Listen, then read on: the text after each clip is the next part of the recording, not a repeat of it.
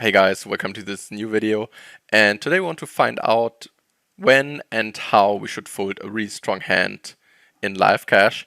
And the problem in live cash is that you rarely get a really strong hand. Most of the time you get a second pair, a weak top pair, nothing, right?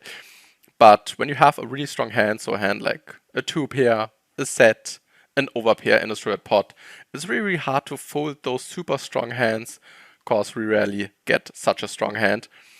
And this hand was posted in our private Discord group, and we can learn a lot from this hand. So let's get into the action. So as you can see, we play in a typical 2-5 game. Hero is really deep, nearly 600 big blinds, and yeah, this is why we love live cash, right? Playing really deep in a live cash game, this is a lot of fun.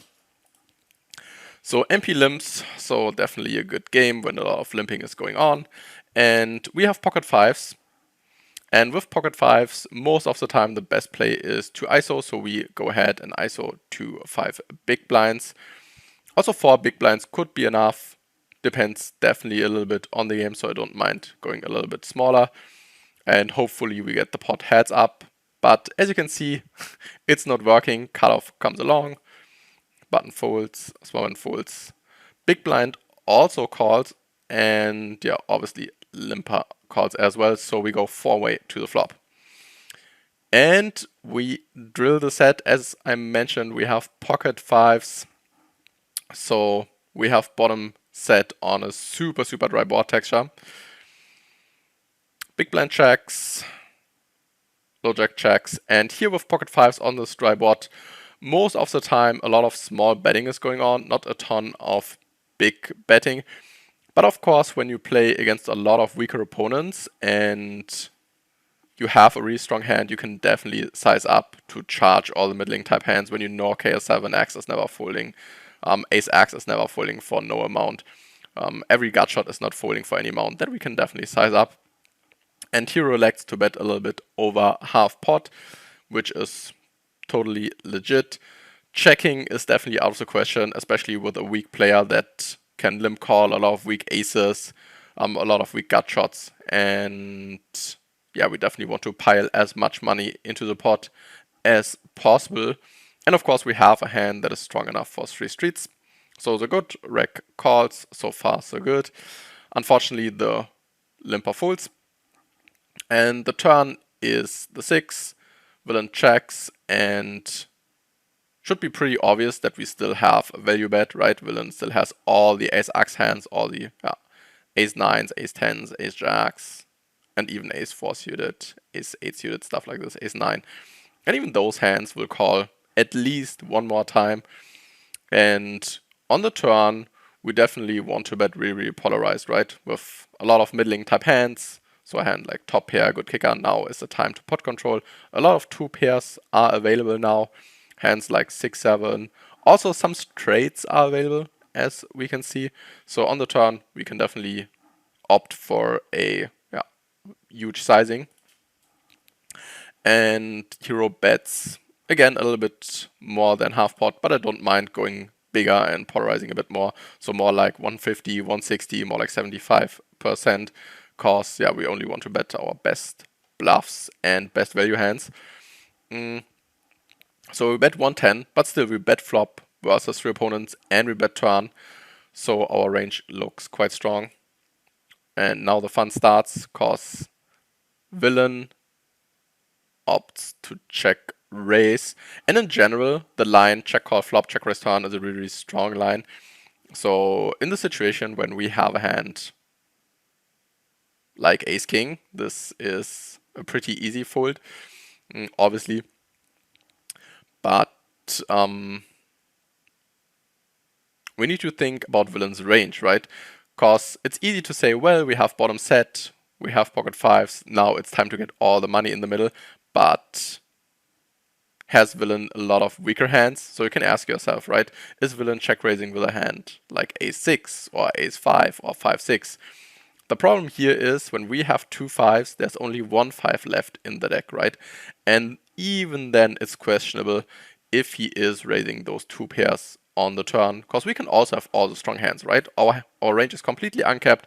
we can have all the straights, all the sets, all the aces, pocket sevens, 8-9, suited, offsuit, obviously not, right? Because we would fold those hands, this hand pre-flop. And that's the reason why his check raise looks quite strong. And he will definitely have some straights in his range. And also think about your own range. Which bluffs would you check raise on the turn? So which hands do you check call on the flop and check raise on the turn? I mean, when villain is a solid reg, I assume he's calling mostly ace-x on the flop and not a bunch more, maybe some gut shots with backdoor flush draw. So 8-9 hearts, 8-9 diamonds, 8-9 clubs, and probably also the weaker gut shots, right? Hands like 3-4 suited. Definitely. And all those hands have a speed, obviously. The good thing is that he is a solid reg, so he's probably not calling all the offsuit hands. He's usually folding those hands pre-flop. But still, his raise is definitely concerning. And with pocket fives, we have a hand that is good enough to bluff catch, plus we can fill up on the river, right? We can still make a full house. So calling turn is definitely correct, because when we improve, we always, or we can safely assume we get villain stack most of the time.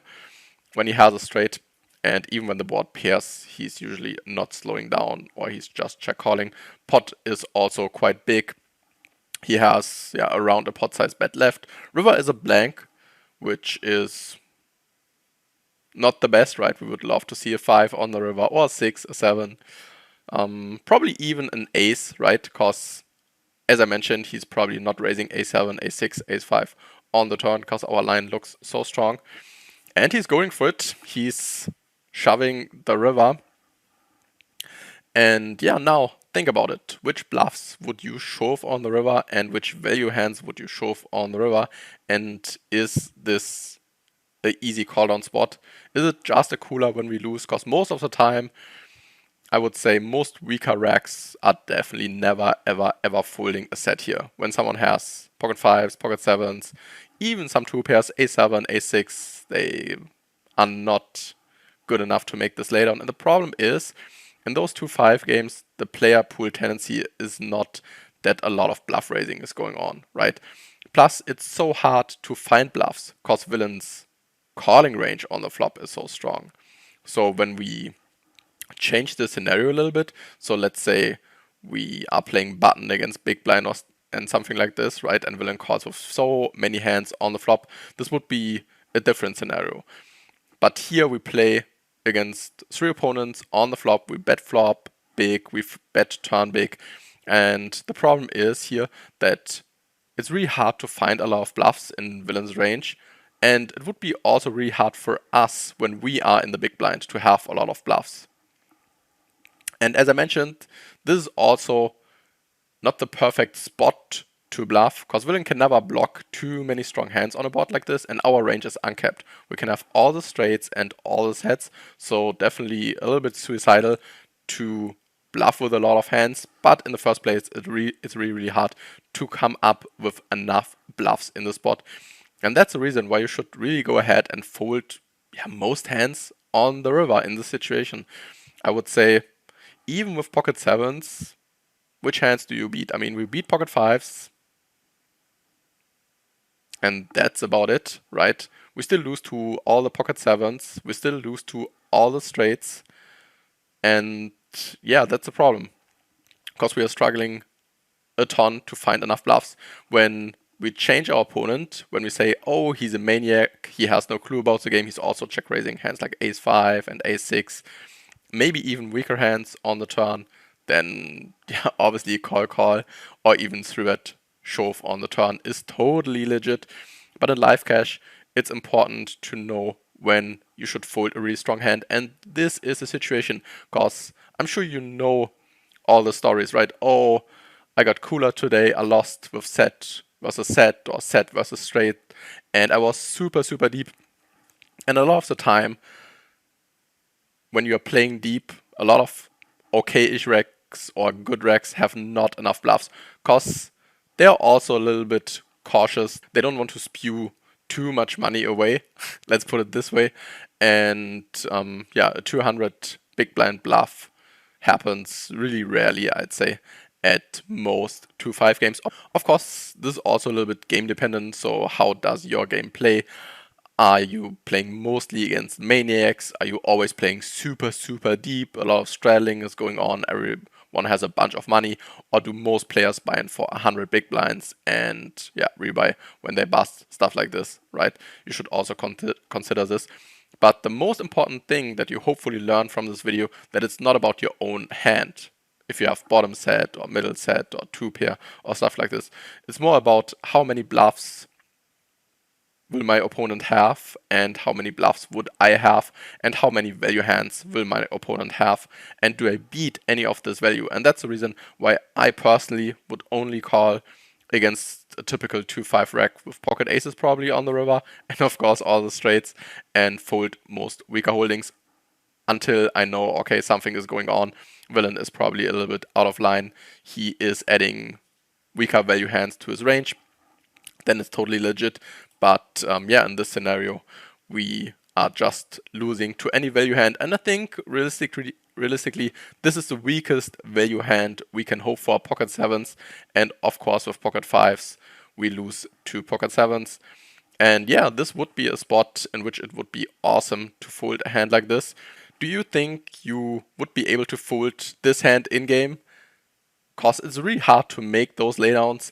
And also, the user that posted this hand wrote that he tanked about 5 minutes and finally decided on a call. But it's super hard to make those laydowns. But again, when you have those tough decisions on the river, definitely take your time and think about your own range. This definitely helps when you play against a good rack, against a solid rack, stuff like this, that you can realize, oh, okay, villain has basically 0 bluffs, well, once in a lifetime a bluff, and this is usually not enough to bluff catch in those situations. Of course, when the board is different, when we have not so many opponents or weaker opponents, you can bluff catch way lighter, and it would be a disaster when we've pulled pocket fives against a maniac. But this would be another story. I hope this video was helpful, and I wish you all best of luck at the tables, and I'll see you next time. Bye bye.